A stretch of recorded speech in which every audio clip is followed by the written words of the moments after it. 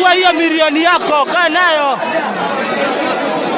Hayaki milioni yako. Acha kushinda ukituambia ulitoa 1 million, chukua.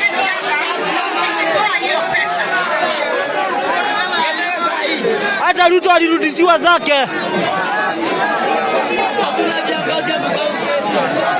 Ona RUTO ni anachoka ile siaka. That was Embu Governor Cecily Mbarire, who has faced a trial from his own constituencies. While he tried to mobilize the border members to come out for this stage, and there was 1 million which was either to be distributed to the border guys, the people were blaring loudly and heckling, saying that take your 1 million away, we don't want it. We have many other issues which we need to talk about. Remember, this is the governor. And the question is, why is it odd that many politicians from Mount Kenya are always facing this challenge, especially those who furthered Mr. Rigathi Gachagua impeachment? Now, we have seen how some of them have been chased from the ground, especially after the Limuru incident. We have seen the Embu incident where even the President William Ruto was being heckled. However, things have turned out into the ground and many residents can't keep calm.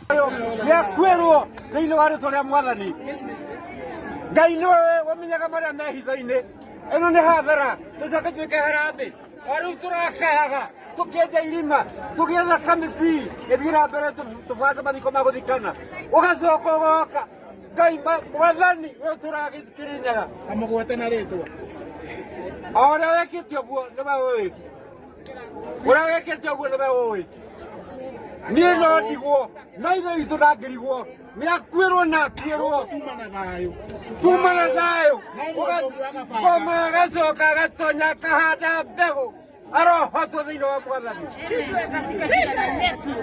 bomoro tomalo tumo marima maduma todoga ile hinya yaiguaga ihoto toigwera muthamaki wa rina wa gutura ririkana kwamberero muthamaki wa rina wa gutura nakawe koguo Ngai mutumio nake marima maria maduma Jehova ndagutawe kirenyaga muthamaki wa riri nawe igwa wela kiara mararira ndugata ciao kurarira ni tondu wa family no Mwathani nikorela wegetinika ciao nene ni demon.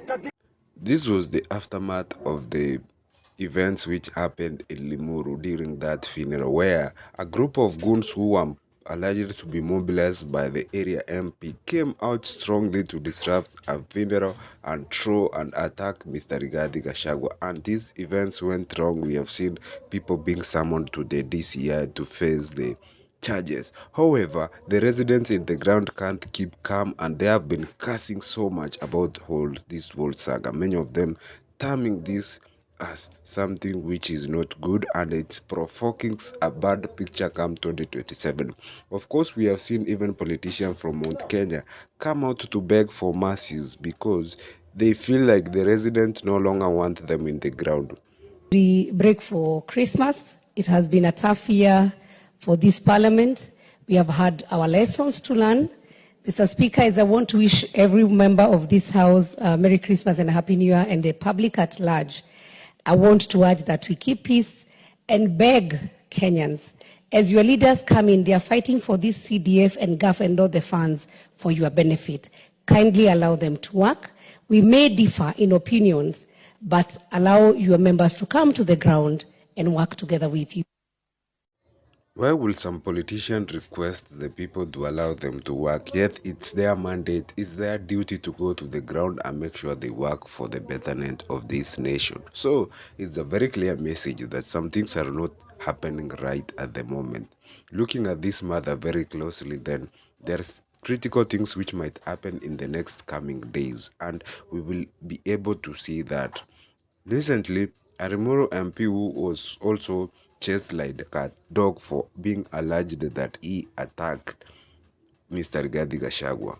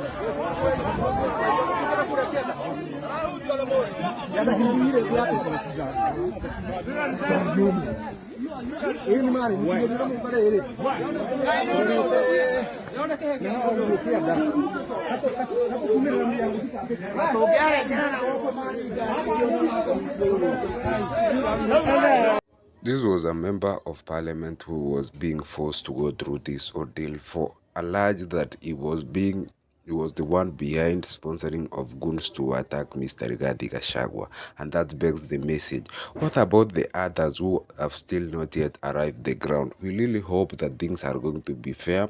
No revenge. Let them revenge through the ballot, because if attacking and beating others or sponsoring and mobilizing of goons is not going to work very well.